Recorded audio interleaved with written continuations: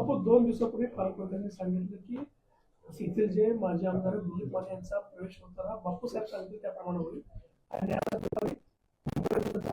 झालाय वेगवेगळ्या चर्चा सुरू आहे त्यासाठी प्रतिक्रिया जाऊन काय नेमकं काय सांगा. मला काय माहिती नाही. पालकमंत्र्यांनी बोललेले आहेत. पालकमंत्र्याला हा प्रश्न विचारायला पाहिजे. मला कसं काय आता त्यांनी तिथं जाहीरपणे तुमच्या समोर सांगितलंय, मला काय सांग, मला हा प्रश्न कसा विचारता. पालकमंत्री साहेब असं म्हणलेले की दिलीप मानेंच्या पक्ष प्रवेशाचा निर्णय जो काय असेल तो बापूसाहेब घेतील. मान्य आहे, पण आता घेतलं मला माहितीच नाही ना. हा पालकमंत्र्याला विचारला पाहिजे प्रश्न. नाही, त्यानंतर वरिष्ठ पुन्हा आपल्याशी बोललेत का? मला असं वाटतं की काल माननीय मुख्यमंत्री महोदयांची चर्चा झाली आणि मी माझ्या दक्षिण मतदारसंघातल्या काही शहरातल्या लोकांच्या भावना ह्या लोकांनी कार्यकर्त्याकडे सादर केल्या आणि मध्यंतरीच्या काळामध्ये कार्यकर्ते माझ्याकडे आले किंवा नागरिक म्हणतात की काय काँग्रेसची लोक येत आहेत, प्रवेश देत आहेत, देऊ नये असं नागरिकांचं मत आहे. कार्यकर्ता हा नागरिकांचा आणि लोकप्रतिनिधींचा समन्वयक असतो आणि त्या कार्यकर्त्याने आल्यावर माझ्या कार्यालयामध्ये थोडासा हट्ट करून बसले की बाबा त्यांचा प्रवेश घ्यायचा नाही. मी म्हटलं माझ्या हातात नसतंय, ते प्रदेश ठरवत असतंय, आपल्याला विचारलं तर तुमच्या भावना कळवतो मी. आणि मग त्यांनी माझं कार्यालय सोडून आपलं जिल्हा कार्यालयात त्यांच्या भावना व्यक्त केल्या आणि त्या भावना मी माझ्या स्वतःवर एक माझ्या मतदारसंघाच्या कार्यकर्त्यांनी त्या भावना व्यक्त केल्यात आणि त्या भावना मी माझ्या पद्धतीनं माझ्या स्वतःवर घेतल्या. मी प्रदेशाला ह्या सगळ्या गोष्टी सांगितल्या. कालही मला ज्यावेळेस मुख्यमंत्र्यांनी विचारलं, मी म्हटलं आजही भावना त्याच आहेत नागरिकांच्या, कार्यकर्त्यांच्या. प्रवेश घ्यायला माझा कोणताही नकार नाही, कार्यकर्त्यांचाही नकार नाही, फक्त कार्यकर्त्यांची भावना आहे. तुम्हाला नेते लोकांच्या निवडणुका झालेल्या आहेत, खासदाराच्या निवडणुका झालेल्या आहेत, आमदारांच्या निवडणुका झालेल्या आहेत. आता आमच्या निवडणुकीला तुम्ही आमच्याबरोबर भागीदार का आणून देता? आमच्यात भागीदार करू नका. आणि म्हणून त्यांनी मी काल मुख्यमंत्री महोदयांनी सांगितलं आत्ताच करू नका साहेब, 2 महिन्यानंतर आम्ही सर्वजण कार्यकर्ते त्यांना कुणाला प्रवेश पाहिजे त्याला देतो म्हटलं होतं. बराच वेळ चर्चा झाल्यानंतर फोनवरती साहेब म्हटले की उद्या सकाळी रवींद्र चव्हाणला बोलून घे. मी आज सकाळी रवींद्र चव्हाण प्रदेशाध्यक्ष त्यांनाही विनंती केली. 1% मी परत रात्री मुख्यमंत्री महोदयांची चर्चा झाल्यावर कार्यकर्त्यांची बैठक घेतली. पण कार्यकर्ते म्हणतात की नागरिक अजिबात तयार नाही, नागरिकांनी स्वीकारलेलं नसताना आता घेऊ नका.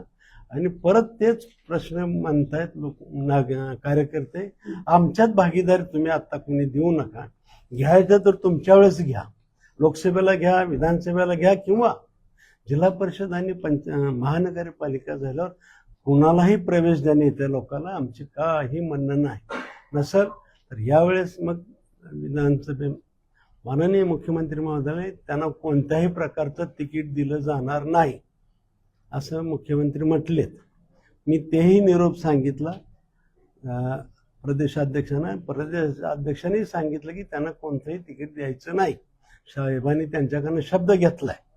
आणि मी म्हटलं मग तिकीट द्यायचं नसेल तर मग आज प्रवेश कशाला करता. पण मला असं वाटतं की तरीपर्यंत त्यांनी घेतलेलं आहे. मी 1%चाही होकार दिलेला नाही, त्यांनी मी मला सांगितलं नाही. किंबहुना प्रदेशाध्यक्षांनी मला सांगितलं मी तुमचा परत एकदा निरोप मुख्यमंत्री महोदयांना कळवतो आणि परत तुम्हाला सांगतो काय झालंय. पण तोपर्यंत 1 तासाभरात तर तास 1.5 तासामध्ये साधारण मला तुमच्या मार्फत ह्या सगळ्या बातम्या कळालेल्या आहेत. तुम्हाला कुठेतरी अंधारात ठेवून किंवा तुमच्यावर अविश्वास दाखवत हा प्रवेश आला असं म्हणता येईल का? तसा अविश्वासाचा विषय नाही, पण भारतीय जनता पक्ष प्रदेश असेल केंद्रात असेल, भारतीय जनता पक्ष वाढावा, पक्ष वाढावा, तळागाळापर्यंत जावा ही भावना आहे. परंतु मला असं वाटतं की आम्ही त्या उद्देशानंच लढलेलो आहे. मला आठवतं की 2004ला सोलापूरच्या जनतेने मला काही नसताना सुद्धा प्रतिसाद देऊन मला ह्या सोलापूर जनतेने खासदार केलं. तिथून मी परत माढ्याला गेलो, माढ्याला लढलो, माढ्याला खूप चांगली मतं पवारसाहेबांच्या विरोधात लढली. तिथून तुळजापूरला गेलो, तुळजापूरलाही मला चांगली मतं मिळाली. 11th आवरला जाऊन सुद्धा शेवटी पार्टी प्रयत्न करत असते, वेगवेगळे प्रयोग करत असते की बाबा वेगवेगळी माणसं आली पाहिजे, पक्ष वाढला पाहिजे.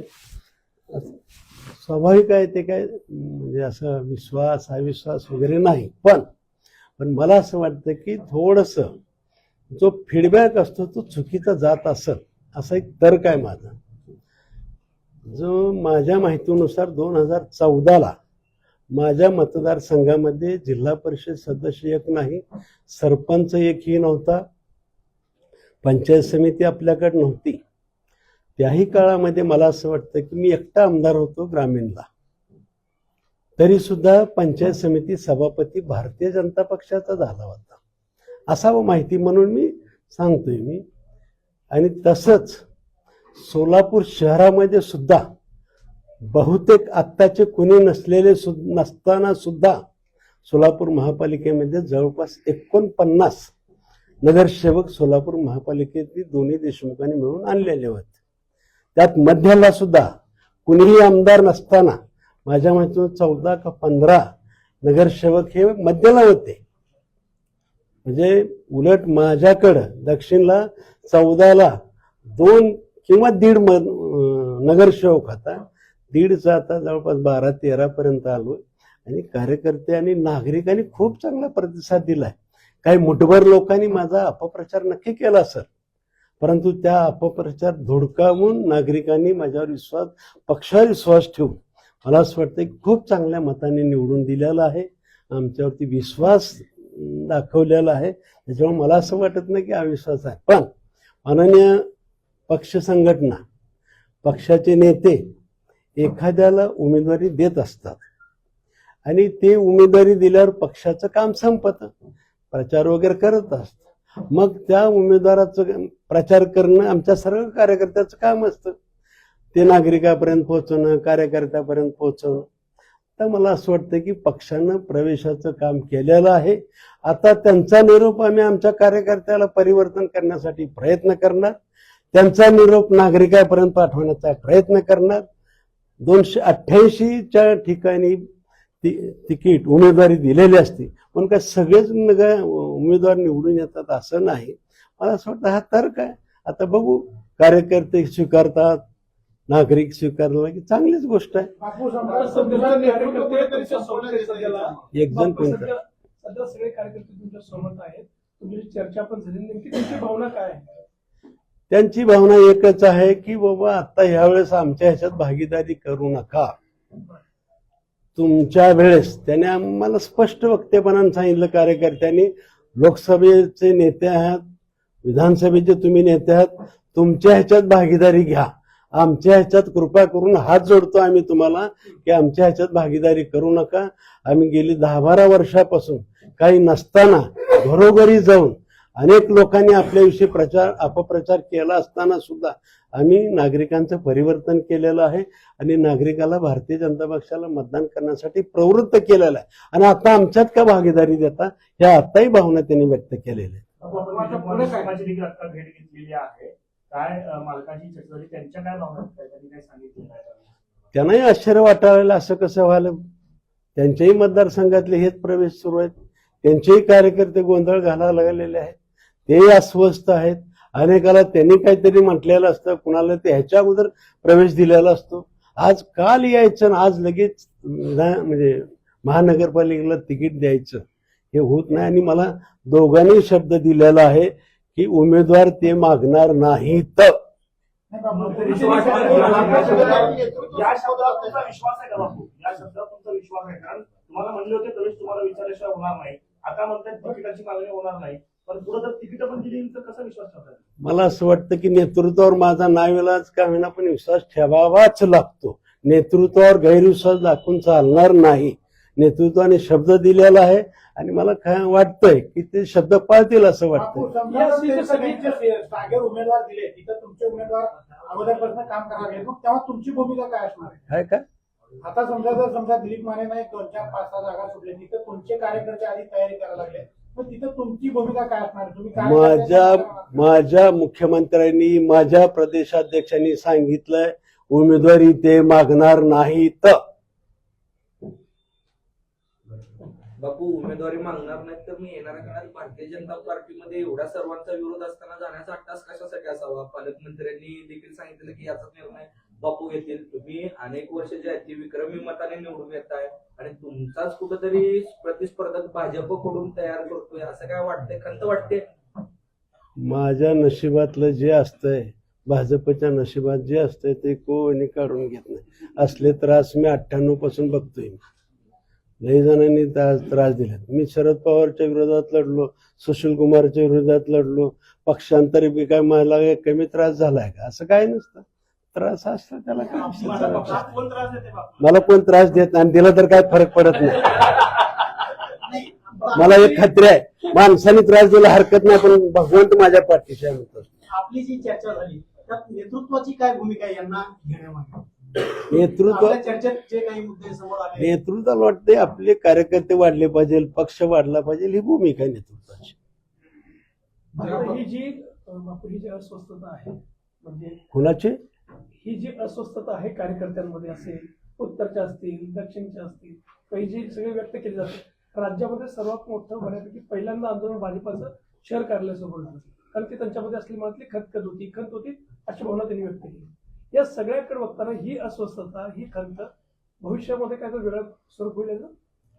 कुठल्याही गोष्टीचं म्हणजे आपलं काय म्हणतो आपण त्याला, माकडी 2 पिल्लं ज्यावेळेस बुडत असतात म्हणजे माकडीनं आपल्या खांद्यावर घेत असते आणि ज्यावेळेस ती स्वतः तिच्या नाकातोंडाला पाणी लागतं त्यावेळेस ती स्वतःच्या पिल्लाला खाली घेते आणि मग वर जाते. मग हे तर सज्ञान माणसं आहेत. बाबू तुमच्या ह्याच्यामध्ये जे कार्यकर्ते जे आहेत, सो कार्यकर्ते जे आहेत एकूण किती प्रभागात जे आहे तुम्ही तुमची योजना तयार केलेली आहे, किती प्रभागात तुमचे कार्यकर्ते? 1-2 दिवसापूर्वी तुमची बैठक पण झाली की असणार म्हणा. मी प्रत्येक प्रभागामध्ये सर्व कार्यकर्त्यांना बोलून सांगितलं, कारण यावेळेस आमच्याकडं उमेदवारी मागणी खूप मोठ्या प्रमाणात आहे आणि म्हणून मी सर्वांना विनंती केली की बाबा उमेदवारी मागितली, कार्यकर्ता महत्वाकांक्षा असला पाहिजे, उमेदवारी मागितली पाहिजे, त्याच्याबद्दल स्वागतच आहे. परंतु उमेदवार केवळ प्रभागात 4 किंवा 3 म्हणजे काही ठिकाणी 3 आहेत, 4च उमेदवार आपल्याला देता येतात, बाकीच्याला उमेदवारी मिळत नसते. तर मला असं वाटतं की त्यावेळेस आपण सगळ्यांनी एक हो म्हणजे लढलं पाहिजे, भारतीय जनता पक्ष म्हणून आपण काम केलं पाहिजे, आपण कार्यकर्ता म्हणून सगळ्यांनी झटलं पाहिजे.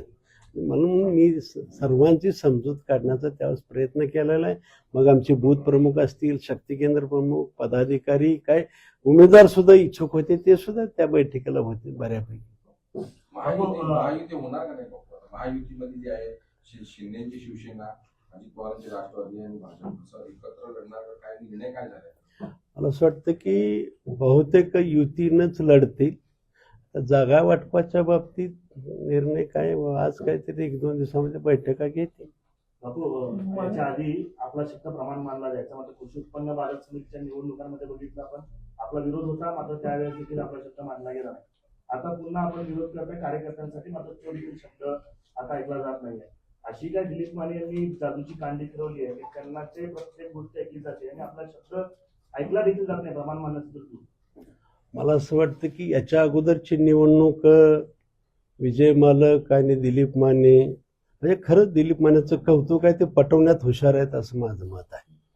कारण मागच्या वेळेस दिलीप माने मालकाला पटवलं आणि यावेळेस आमच्या सचिन कल्याण शेट्टीला पटवलं. मी दोन्ही वेळेस भारतीय जनता पक्ष म्हणून लढलोय. भारतीय जनता पक्षाचे कार्यकर्ते दोन्ही वेळेस होते माझ्या बरोबर. पण दुर्भाग्य आहे की नेतृत्वाच्या लक्षात आलं नसेल, नेतृत्वाला सांगितलं असेल आपल्याकडे सोसायट्या नाही त्या, आपल्याला ग्रामपंचायत काय म्हणजे असं रडकं सांगितलं असेल. मी रडका माणूस नाही, लढणारा माणूस आहे. आणि त्यावेळेस म्हणले की आपल्याला एक सुद्धा सीट नाही, सोसायटीत आपल्याला मतदान नाही, एक सोसायटी नाही. मी अभिमानानं सांगतो बाजार समिती नैतिकदृष्ट्या मीच जिंकलेलो आहे. जिथं एक सोसायटी नाही तिथं 450-500 मतदान सोसायटीचं झालंय आणि जिथं मला एकही ग्रामपंचायत, कमी ग्रामपंचायती होत्या, तरी परंतु 3 उमेदवार माझे निवडून आलेत. आम्ही एवढ्या मोठा सत्ताधारी पक्ष आणि आम्ही पक्षाचे म्हणून आमचा एक माणूस निवडून आला. किती? एक माणूस निवडून आला. हे अभिमान, ही खोटी माहिती वर जाते. आता दावा आहे, आम्ही स्वतंत्र लढलो असतो ना, 100% भारतीय जनता पक्षाचे कार्यकर्ते निवडून आले असते. आमच्या कार्यकर्त्यावरती ठराविक जणांनी अन्याय केला असं माझं मत आहे. बापू ते ठराविक जण कोण आहेत नक्की? मला तो शोध लागायचा आहे. जरा तुमच्या माध्यमातून कळवा मला. ते ज्या पक्षात होते त्या पक्षाचे लोक त्यांना विधानसभेत तिकीट देत नाहीत, पण तुम्ही निवडून आल्यानंतर देखील पक्ष तुमचा ऐकत नाही. मला ते म्हणायचं का असं होतंय आता पक्षात? त्याचं काही आत्मचिंतन वगैरे आता काही करणार आहात का? मी नुसतं आत्मचिंतन करत, मी लढतच राहणार आहे काय बी झालं तर. विधानसभेमध्ये आम्ही त्यांना खूप मदत केली होती, त्यामुळे आता असं आहे, प्रत्येक नागरिक म्हणत असतो, जेवढे मतदार आहेत ते सर्वच म्हणत असतात आम्ही तुम्हाला मतदान टाकलंय.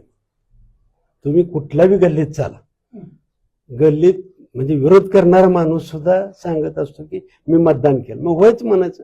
निवडून येईपर्यंत आम्हाला सगळ्याच्या दारोदार फिरावंच लागतंय. उमेदवार असो किंवा मतदार असो, सगळ्यांच्या दारोदार फिरावंच. आम्ही फिरलो बी, मत मागत फिरावंच लागते सगळीकडे. आमची बाजू पटवून सांगावंच लागते. तेवढ्यापुरती पटली बी असेल, एखादं परिवर्तन झालं बी असेल, दिलं बी असेल, मी नाही कुठे म्हणणार. बापू आता इतके दिवस ना फक्त भाजप म्हणूनच आपण लढत होतो. ते तुम्ही नगरसेवक गेल्या वेळी दीड असताना 14-15 केले महापौर असताना. आता पुन्हा एक गट येऊन पुन्हा गटबाजी, म्हणजे आता सुभाष देशमुख गट, माने गट, असं का होतं भाजपमध्ये की गटबाजीला उदाहरण वरिष्ठ नेते देत आहेत का? हे मला असं वाटतं की तो प्रश्न मला कळत नाही. नाही कळत नाही, पण इतके दिवस तुम्ही भाजप म्हणूनच लढले ना. मी अजून बी भाजपमधूनच लढणार. गट येणार, आणखीन सुद्धा भाजप म्हणून लढणार. आता पुन्हा म्हणणार की मागे गट येते असं, पण गटबाजीला कुठं इथून सुरुवात होती असं वाटतं. त्याचा अंदाज वरिष्ठांना माहिती. मला तो प्रश्न सांग. बापू, या सर्व घटनाक्रमानंतर आमदार सुभाष बापू यांची कार्यकर्त्यासाठीची काय भूमिका असणार नाही? मी कार्यकर्ते जसे सांगतील, कारण कार्यकर्ते नागरिकाच्या वतीनं बोलत असतात. कारण त्यांना आम्ही संपूर्ण नागरिकापर्यंत, मतदारापर्यंत पोचू शकत नसतो. आम्ही पोचतो कार्यकर्त्यांच्या तर्फे पोचत असतो. आम्ही नेहमी म्हणतो कार्यकर्त्यांची पार्टी आहे, कार्यकर्त्यांची पार्टी आहे. आता कार्यकर्त्याच्या निवडणुका आले की नेते लोक घेणं त्यांना आवडत नाही ना. आणि मग मला कार्यकर्त्याच्या पाठीशी खंबीरपणे उभा राहावं लागणार आहे. त्यांना पाठीशी त्यांना साथ द्यावीच लागणार आहे, येणं केलं प्रकारे. बापू, बाजार समितीला कसं भाजप विरुद्ध वेगळी आघाडी झाली, तशी महापालिकेत तुम्ही आणि विजय देशमुख असं काय करायचं काय आहे का? असलं डोक्यात नाही. आम्ही भाजप म्हणून लढणार. बापूसाहेब, पालकमंत्र्यांनी म्हणलेले की महापालिकेच्या संदर्भात आमचे 3 आमदार जे आहेत ते सक्षम असतील, शहराध्यक्ष सक्षम आहेत, जे काही निर्णय आहेत ते घेतील. जर सक्षम असतील तर मुली पक्षप्रवेश कशासाठी होतो? आता तो कसा घेतला, मला असं वाटतं की आमच्या प्रदेशाध्यक्ष, मुख्यमंत्री किंवा नेते मंडळी त्यांना विचारलं पाहिजे कसं घेतलं, त्यांनी कसं घेतलं, मला कसं कळलं. थँक्यू. उलट माझा दावा आहे, त्यांनी सांगितलेलं आहे दोघांनी बी की उमेदवारी मागणार नाही. तर बापू, समजा जर का असं झालं की तुम्हाला सांगितलंय आणि पण प्रत्यक्षात जर का त्यांना उमेदवारी दिली गेली, कारण त्यांचे भाऊ जे नगरसेवक होते काही मागच्या टप्प्यात, आता पुन्हा एकदा त्यांना जर का त्याच वेळेस संधी मिळाली की आम्ही नगरसेवक, तर हे ऍक्सेप्ट होईल का, किंवा त्यानंतर काय भूमिका असणार आहे? मला असं वाटतं की त्या परिस्थितीत ठरलं जात. आता काय ठरलेलं नाही. नाही, आम्हाला एक तरी द्या. आता त्यांनी सांगितलं की, मला दोघांनी सांगितलं की ते उमेदवारी मागणार नाहीत. बापू, मी यानंतर तुम्ही प्रश्न केला नाही की जर उमेदवारी मागणारच नसतील तर पक्षप्रवेश कशासाठी देतात, अशी काही विचारणा केली नाही का? नाही, आपल्या उमेदवाराला सपोर्ट मिळावा. उमेदवारी मागणारे बोलले होते. माने बोलले त्यांच्या लोकांना माने बोलले की त्यांच्या लोकांना चिन्हावरती उभं करणार आणि आता ते भाजप आले कार्यकर्ता त्याच्या लोकांचा हे होणारच आहे, त्रास होणारच आहे. म्हणजे बंडखोरी व्हायची शक्यता आहेच आहे. कायदा इकडे घेऊ तिकडे. आता एखादा इच्छुक असतो, तीव्र इच्छुक असतो, त्याला नाही म्हणत त्याची बंडखोरी रोख 100% आम्ही आमच्या कार्यकर्त्याला बंडखोरीपासून रोखण्याचा प्रयत्नच करणार आहे. आता ते ज्यांनी प्रवेश केलाय, ज्या आशेनं केलाय, त्यांनी बंडखोरी केली तर माझ्या हातात नाही. नाही बापूसाहेब, आपण कसं म्हणताय की ते उमेदवारी मागणार नाहीत असं त्यांनी शब्द दिलेला आहे. तर ती कोणती उमेदवारी म्हणजे विधानसभा, लोकसभा की झेडपी की महापालिका काय असं स्पष्टीकरण म्हणजे येणारी कोणत्याही निवडणूक असली तरी ते उमेदवारी मागणार नाहीत.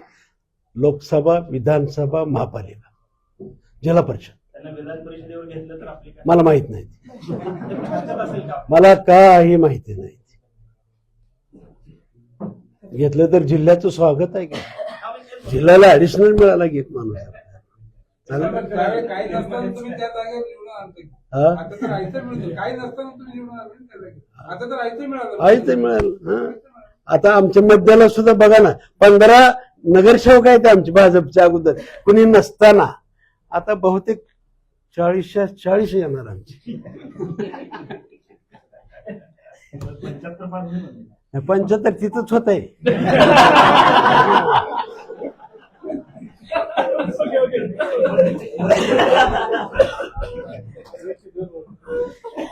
मला एक कळत नाही, कुणी नसतानाही महापौर झालेला आहे. 102 पाठवले म्हणजे मग.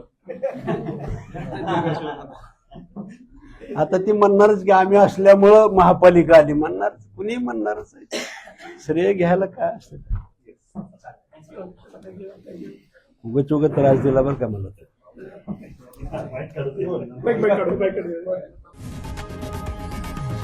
लोकशाही मराठी ऐका, पहा, जागरूक रहा.